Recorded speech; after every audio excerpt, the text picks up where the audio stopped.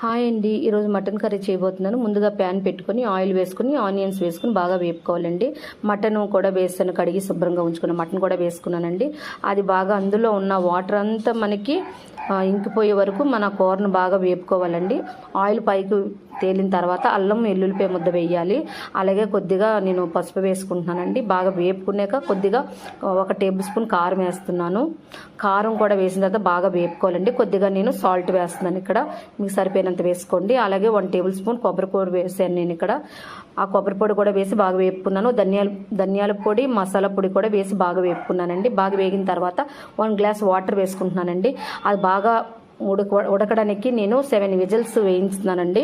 ఆ 7 విజిల్స్ వేయించిన తర్వాత మనం మూత తీసి చూసుకుంటే ఇంకా కొంచెం వాటర్ ఉంది. దాంట్లో నేను కొద్దిగా గోంగూర పొడి వేస్తున్నాను.